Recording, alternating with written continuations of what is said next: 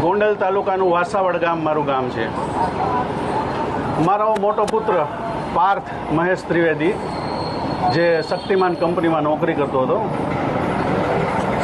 વહેલી સવારે ડ્યુટી ઉપર જતો હતો ત્યારે ગોંડલ પાસે રૂપાવટીનો પુલ આવે છે, જ્યાં વચ્ચોવચ્ચ એને સિલ્વર કલરની મારુતિ સ્વિફ્ટ ગાડી જેના નંબર GJ14 AP 8070 ઉડાવી અને જતી રહી. આ ઘટના બની પછી એ તો ત્યાંથી નાસીને જતી રહી. અમને ત્યાંથી મીડિયાવાળાનો જ ફોન આવ્યો અમારા સરપંચ ઉપર અને અમને આ બાબતની જાણ કરી અને અમે સીધા સિવિલ હોસ્પિટલે ગયેલા. એ લેડીઝ છે એ ગાડી ભટકાડી અને જતી રહી હતી, ત્યાં ઊભી નહોતી રહી. આગળના CCTV જોતા ઠેઠ દેવગામ પાસે છેલ્લે કેપ્ચર થઈ હતી અને ત્યાંથી એ ચિત્તલ ગઈ. ચિત્તલ એના પપ્પાનું ગામ છે. એના પપ્પાનું નામ છે બાબુભાઈ ગોહિલ અને બેનનું નામ છે રિંકલબેન બાબુભાઈ ગોહિલ, કે જે પોતે એક PhD થઈ ગયેલી છે. અને આ ગાડી એમના બનેવીની હતી, જે પોલીસ ખાતાએ તપાસ કરતાં ખબર પડી. પછી અમને બોલાવી બીજે દિવસે ત્યાં ફરિયાદ લેવામાં આવી. એટલે 2-3 દિવસ પછી અમે તપાસ કરી કે ભાઈ આ બાબતમાં ધરપકડ થઈ છે કે નથી થઈ, પણ હજુ એ બેનની ધરપકડ થઈ હતી નહીં. એટલે અમારા મિત્રો અમુક છે એને પૂછ્યું અમે કે ભાઈ આમાં હજી ધરપકડ થઈ નથી. એટલે એણે FIR જોઈને કીધું કે ભાઈ આની અંદર જે કલમ છે ને એ હિટ એન્ડ રનની કલમ જે કહેવામાં આવે ને 304, એ 304 લગાડવામાં નથી આવી.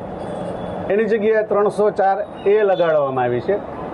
304 જો લગાડવામાં આવે તો એ બિનજામીન પાત્ર ગુનો છે અને 10 વર્ષની એમાં સજા છે અને એની તાત્કાલિક ધરપકડ કરવી પડે. પણ આ વસ્તુ બની નહીં. બીજું, એ ઉડાવીને જતી રહી પછી માનવતાની દ્રષ્ટિએ ઊભી નથી રહી. FIRની અંદર મેન્શન છે કે ગાડી અકસ્માત કરી અને નાસી ગઈ, એટલે એ હિટ એન્ડ રન જ છે. પોલીસ ખાતાની અંદર આ વસ્તુની તપાસ કરી તો એણે એમ કીધું કે ભાઈ આ 304 છે એ તો માત્ર કે બહુ રેર કેસમાં લાગે. તો તમે રેર કેસ છે ને ગણો ભાઈ. અમારું તો જે હતું એ બધું લૂંટાઈ ગયું, બરાબર છે. અને તમે PM રિપોર્ટની અંદર જુઓ કે પંચરોજકામ ત્યાંનું કરેલું જુઓ કે જે બોડીની પરિસ્થિતિ છે, આંખો નીકળી ગઈ છે, જેનું માથું નીકળી ગયું છે, આ પોઝિશન છે, અને તમે એને હજી રેર કેસ નથી ગણતા. તો તમે શું ગણો છો? રેર કેસ છે ને ગણો કે એકયારે 3-4 જણાને જો મૃત્યુ થાય તો જ રેર કેસ ગણાય. આગામી દિવસોની અંદર અમારા વકીલ જે કહેશે એ પ્રમાણે અમે કરશું અને આ કેસને અમે અંતિમ શ્વાસ લગી લેશું ભાઈ. કારણ કે અમારું રતન ખોવાઈ ગયું છે, એટલે અમે મૂકશું તો નહીં જ. અમારી માંગ એ જ છે કે 304A ઉમેરવામાં આવી છે.